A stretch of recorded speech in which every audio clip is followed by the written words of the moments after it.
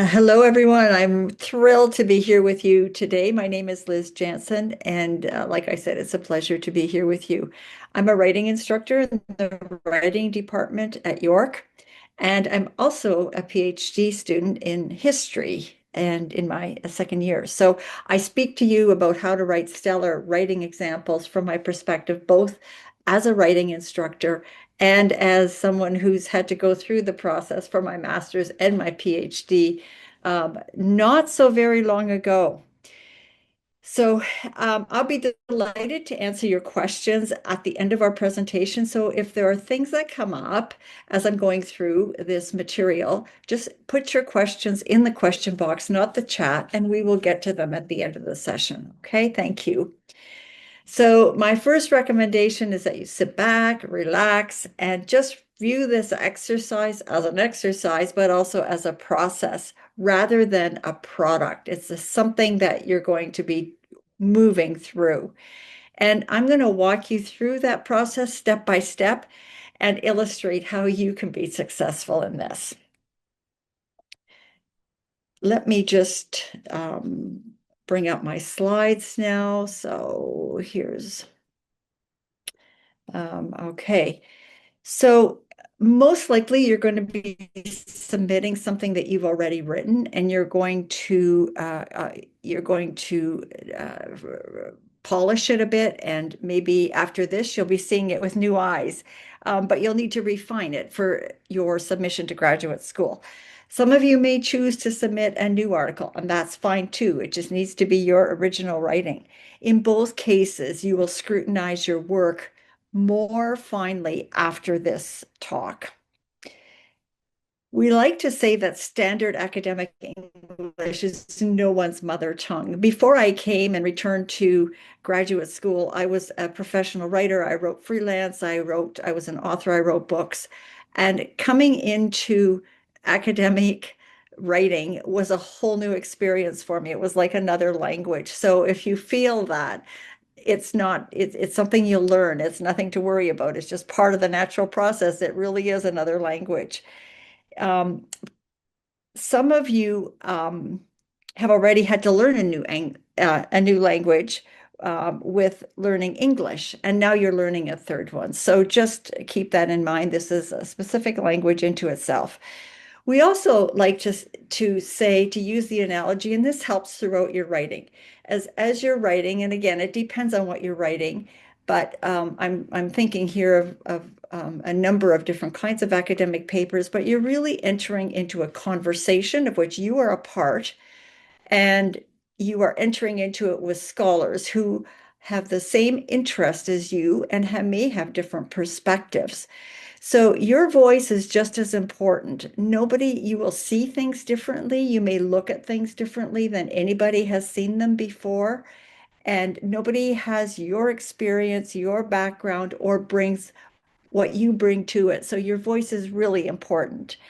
I'll talk about our recommended approach on a general level, and then we're going to go into more ideas. So uh, I will, and just to get back to this last paragraph, sorry, entering a conversation with others, we've talked about that. Academic writing in particular calls upon writers not simply to express your own ideas, we'll get to this a bit more, but to do so in response. You're entering this conversation. You're not telling everybody you know everything. So the first thing, whether you are looking at a piece of work you've already done, whether you're looking at that with new eyes or you're starting again, you're going to find the conversation. That's really where you start. Don't walk into it thinking you know the answers, because that will change as you move through it. Look for the questions. What are the questions that come up? Even now, if you go back and look at some work, you might have new questions that come up. What are the key terms that are used, and who are the key people in the field? Imagine they're sitting around this table with you and you're having this conversation. And what are they telling you? What are they telling you? So the argument or your topic is really a journey. So you're not coming into it knowing the answer. You're coming into it at the end of your journey. you're going to search for it and with what others have said, how you interpret that, and what you bring. So look for those patterns and discover your position. Here's another graphic about how this writing process works. It's just really not linear. It's not clean and tidy, and you do this, and then this happens, and then it becomes clear. That's not how it works.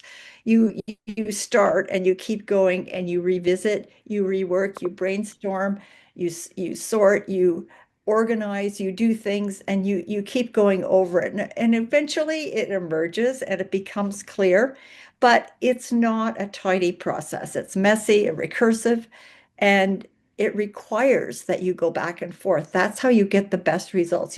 Don't just sit down and write the paper. I'm sure you know this because you're coming into graduate school, so you're all experienced with writing papers.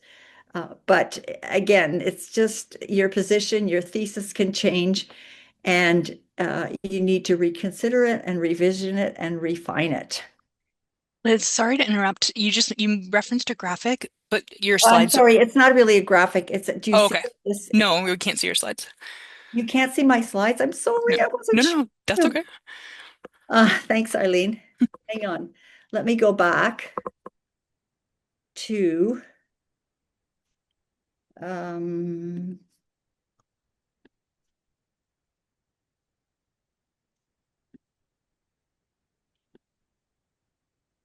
yes. Thanks for mentioning that before I got to the end. Okay. Can you see them now? So yes, but it's not in presenter view. No, it's going there. Perfect. Okay. This is the graphic I was talking about. Brilliant. Okay. How's that? Perfect. Okay. I don't know that there's anything really that you need to see from the other ones or not, but I'll just continue from this. We can go back to that if you want, but yeah, so this is just shows you the essay is central, and there's all these other processes that are going around central to that. And so to expect it to work like that. In general, this is how you go through the process. So, read the instructions carefully. That's really one place where you can make easy marks, that and the technical requirements that you will uh, come up with. And also, it's good to remember to use verbs, the action words. So I've highlighted them here just as an example, but if you're using verbs and um, more assertive rather than passive language in your paper, you're coming across, first of all, the paper is stronger, but so is your voice because you're coming off as the authority on that. So I've talked about, this is just the general process. So identify a research question to answer. And again, if you've got a paper, you've already done that. Use secondary sources that these people sitting around the context, around the table, what are they saying? They're providing context for you to find the answer you're looking for. And then you're going to argue and analyze, discuss, restate the thesis in your conclusion. And I'm going through these in more detail, so don't worry about remembering everything right here. And leave something more memorable for your reader. Before we do that, oh, so here's the three steps. So it's the process. So it's the topic. What is the topic? What is it that you're trying to say, or what are the key concepts? The verbs, I've mentioned that, and then the technical requirements. What has been asked for? And those are things that again are really easy to make your paper shine if you follow them. And if you don't, it really stands out. Before we do that, I want you to think about again, and this really has to do with the reason you're writing this particular topic and this paper. Think about who is evaluating your sample. So you're presenting your paper, you're submitting it, and it will be evaluated by a group of faculty who are experts. They're scholars in this area. So they know the work, they know the other scholars that are involved in the work. And so they will be able to identify quickly how well you've done. And they can also identify good writing. So to make your voice stronger and stand out in this submission, think about, why does this topic matter? What's important about it? And what is the program you're applying to?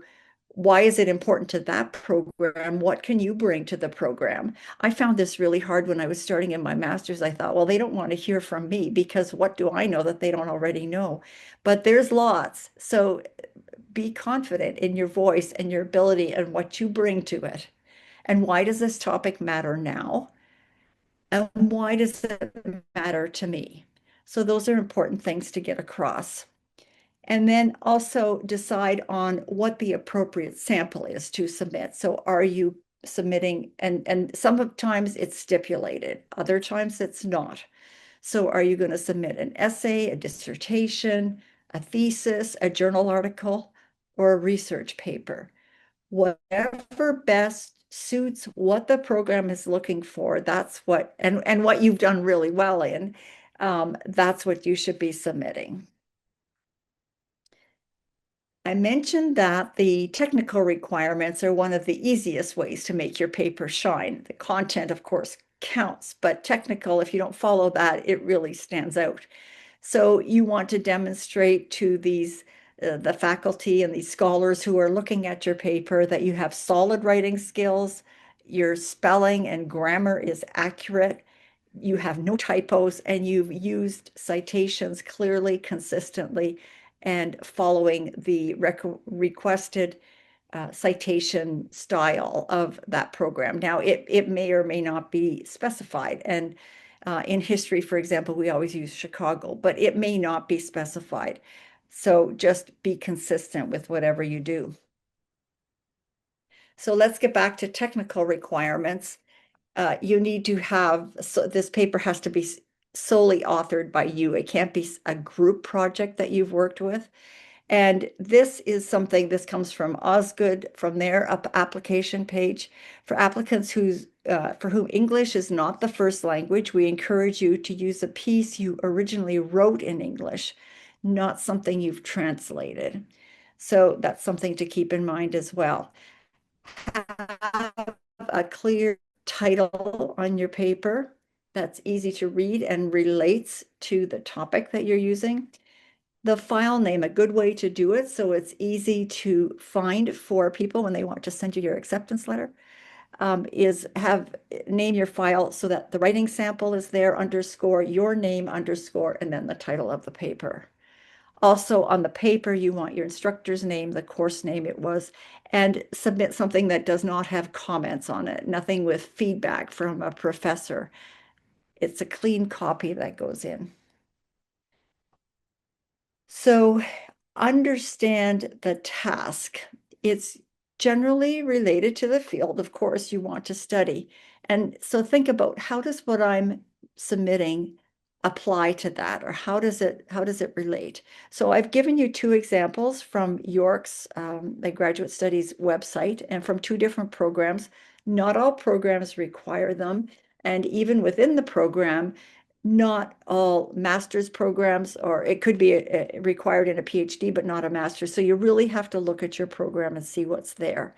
So this is the program for social work, and it says provide a sample of professional or academic writing, example, published or unpublished scholarly paper, conference presentation, or professional report, and submit electronically. And I have the link for that there, but it's in the Department of Social Work, and it's for the PhD program. The second one comes from Communication and Culture, and it says a little bit more specific in some ways, but it's only barely one line. And it says provide a scholarly writing sample that is single authored and 12 to 20 pages. So you've got lots you can do with that, a big range of things you can do. So the requirements vary by faculty and what degree you're applying for, but follow that. And then as you get into the nuts and bolts of your program, make sure it's well organized, and make sure it's of your paper, make sure it's well organized. So Generally, it starts with from a general perspective, and then you go into more detail for the bulk of the paper, and you end more generally also. You want to clearly state the purpose, your ability to think critically and analyze, synthesize, and then your conclusion. And let's look at those a bit more. So as far as the organization and clarity, a logical flow of ideas. I remember I said start general and move to more details, and then general again. Keywords that show you know the program, you've done some of your homework and your research, and you use keywords that are used in that program. Cite your works properly and consistently, and whatever disciplinary convention, they could have something unique in a program that you might need to be familiar with. And so make sure that's worked into it. You also want to make sure that your topic, your argument, your thesis, whatever it's called, is clearly identified. And then throughout the paper, you want to make sure that you accomplish what you set out to do. So you set the expectation at the beginning, then you discuss the topic, and then you conclude at the end. We have some tools, and I can provide these if you're interested. So this is something we use in the Writing Center. It's called a starter template, and it's general, but it gives you an idea of the first. This could be included in the first paragraph of an essay, say, or depending on different kinds of papers. But so you're introducing the topic and what you're going to be looking for. You're not saying specifically, but you're also introducing a couple of different perspectives. So, there could be whatever you're interested in, and some people look at it this way, or then there's other ways of approaching that. And so you're introducing the topic and you're introducing some of the different conversations about it. And then you say, my own view is this, whatever your view is. And this can change as you go through your paper, but you need to settle on something eventually. And so you're going to argue this, and then you talk about why it's important to you. So then continue on with after you've done your introduction and you've talked about what you're presenting, your topic. You is a critical thinking part, and this is where you get into more detail. So you want to be demonstrating a clear understanding of the topic, and also some of the alternative considerations supported by credible sources. So make sure that you're citing it properly and that it's coming from these scholars that are around the table. Your critical thinking demonstrates that you understand the topic, including alternative theories or approaches. And remember, you're in a conversation with other scholars, but your conversation, your voice counts just as much. Make sure that you're consistent with citations. I've got a tip sheet for that just next. Citations and references throughout the work. When you're synthesizing, you're bringing all this together, your sources, and including the new insights that you've gained from doing this. So critical perspectives, you're not restating existing scholarship. You're stating how you've synthesized what you've looked at it, including your perspective. So there's different kinds of synthesis, but generally they involve looking for relationships between sources and drawing conclusions. Sometimes students are afraid to put forth their conclusion because they think it won't be important. That's not true. Your voice is important, how you think is important, and it may open up a whole new way of looking at things. So just because you may be disagreeing with other scholars, you're backing it up, you're giving rational reasons for it. So don't be afraid to argue in a different opinion or insert something new that somebody may not have thought of. There's on the Purdue OWL site, that's a good resource site too. They've got a good section on how to synthesize properly and well. This is the tip sheet I was talking about following a four-stage citing process. And so when you are using a citation, whether it's a direct quote or whether you're paraphrasing, you don't just plop it into an argument or into a paragraph, you introduce it and you make sure it's fitting with what you're talking about. So introduce the material and who's saying it, and then restate in your own words so that it shows you know what you're talking about. You're not just putting in a quote and hoping they don't ask you any questions about it. So you have to have thought about it and demonstrate that. So relate that then, whatever, the paraphrase or the quote, to the other author's positions and whether you disagree or agree or a mix of the two. And then reinforce the significance about why this material matters. So remember to examine positions that contradict, not just support your position. And then the last part of the paper is to make sure you illustrate your understanding of what you're talking about, but also the program.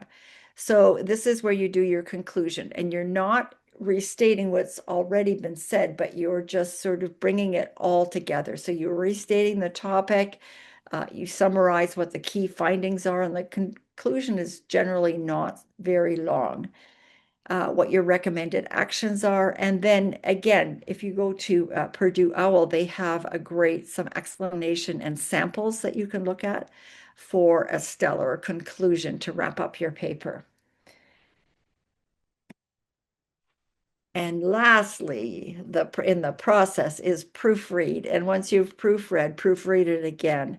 So you're checking for things like any kind of errors, typos, changes in font size or font partway through the paper. It happens. Any formatting discrepancies, word repetition. Sometimes people have favorite words they like to use. It's very expressive and it's used in the program, but make sure you're not overusing it and that you could be using something else instead.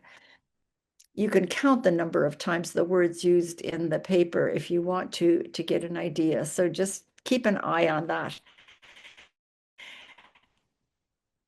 Also, make sure you're not repeating paragraphs. How does this happen, you ask? Well, it happens. It happens when, let's say, you cut and paste a paragraph because you want to edit it, but then you forget to take the original paragraph out. So now you've got two and you haven't really seen it. So it can happen. Just watch for it. Run on sentences. They can, if they're starting to go on for 4 or 5 lines, they're too long. And then the citation consistency is another thing. So make sure that you are proofreading, and that it's also good. What I do with my papers is I have my computer read it back to me, because the voice is going to repeat exactly what's there. And if you've repeated a word twice in the sentence, you'll catch it, and you'll catch a lot of other things. Also have a trusted advisor, a friend, somebody read it for you and proofread it for you, and just make sure that it's making sense, so you haven't left something out. There's no gaps in the logic or, the organization. How did I get here without explaining this? So those kinds of things somebody else can see that you might not easily. I mean, it just happens. We don't see this in our own work. So we have a list of resources here too, from those of you who are at York University. I would suggest I work in the Writing Center, and we work with students on writing samples all the time. So if you are at York, make an appointment and come in and see one of the writing instructors to help you prepare that sample. There's nothing wrong with doing that, with getting that extra help. And if you're at another university, follow up with the Writing Center at your university where you are. We've also got more guides and templates and lots of information that's available. An academic phrase bank, that's got lots of great words in it, which you can refer to when you're stuck for words and how do I say this? Harvard Writing Center is another one, and proofreading tips. So there's lots of resources to use to check. So that's part of the technical aspect that I talked about. And this is where, proofreading again and again, make sure it's a good way because you may not pick it out, but if there's an error in there, one of those faculty members that are reading it will see it, guaranteed. Um, so the Writing Center, and this is again, I mentioned this. So we are in Ross S 3 South 311, and it's one-on-one appointments, and it's you can have 2 a week. So it's a great, they're 1 hour sessions, and we have some drop-in sessions as well. So it's a great resource for York students, and I would encourage.